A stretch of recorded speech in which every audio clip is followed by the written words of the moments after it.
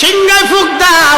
আল্লাহর এই ফেরেশতা সিংহা হাতে নিয়ে মুখের কাছে নিয়ে আল্লাহর আরশে মুআল্লার দিকে তাকায় থাকে, একটা সেকেন্ডের জন্য এদিক আর ওদিক করে না। কখন রব হুকুম দিবে সিংহায় ফুৎকার দেওয়ার জন্য, যখন সিংহায় ফুৎকার দিবে কুরআন বলতেছে ইদাস সামাউ ফাতারাত, আকাশ ভেঙ্গে ভেঙ্গে ভেঙ্গে ভেঙ্গে পড়তে থাকবে।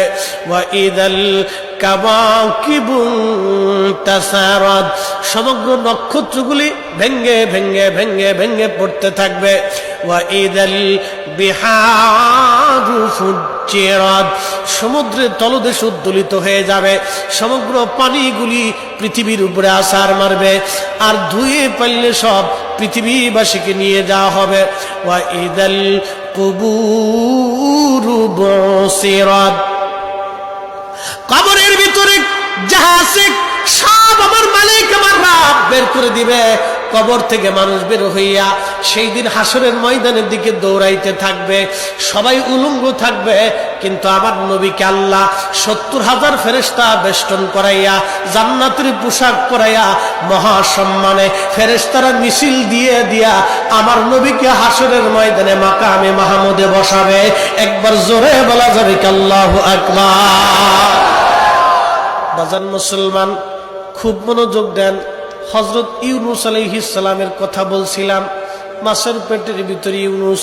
চিন্তা করলেন মরে গেলাম না বেঁচে আছি, লাড়াচাড়া দিয়ে দেখলেন না বেঁচে আছি, দাঁড়ায় গেলেন খোদার পয়গম্বর, দাঁড়ায় দিয়ে সেজদার মধ্যে পড়ে গেলেন। মাছের পেটের মধ্যে সেজদার মধ্যে পড়ে বলতেছে লা ইলাহা ইল্লা আনতা সুবহানাকা। বিপদের দোয়া, কঠিন মুসিবতের মধ্যে যদি পড়ে যান তাহলে খতম ইউনূস এই দোয়াটা খতম দিতে থাকবেন।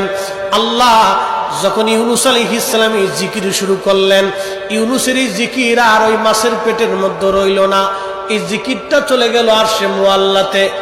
সুবহানাল্লাহ বলা যাবে। আরশে মুআল্লার পাশে এই জিকিরগুলি চারপাশ দিয়ে ঘুরতেছে। আরশে মুআল্লা ধরে রাখছেন ৪ জন ফেরেশতা কাঁধে করে। এই ৪ জন ফেরেশতা আল্লাহকে ডাক দেবে, বলে রব আপনার বান্দা ইউনূস তিনি জীবনে ভালো অবস্থায় থাকার সময় আপনার জিকির করেছে, আজকে সে মাছের পেটের ভিতরে পড়ে গভীর সমুদ্রের মধ্যে আপনার জিকির করতেছে। আল্লাহ ইউনূসের জিকিরের আওয়াজ আরশে মুআল্লার চারপাশ দিয়ে ঘুরতেছে। আল্লাহ আপনি আপনার ইউনূসকে মাফ করে দেন। আল্লাহ নবী বলেন উম্মত রে, ওই সময় যদি ইউনূস সেজদার মধ্যে পড়ে এই দোয়া না পড়তেন তাহলে কিয়ামত পর্যন্ত আল্লাহ ইউনূসকে মাছের পেটের মধ্যে ওইভাবে রেখে দিতেন।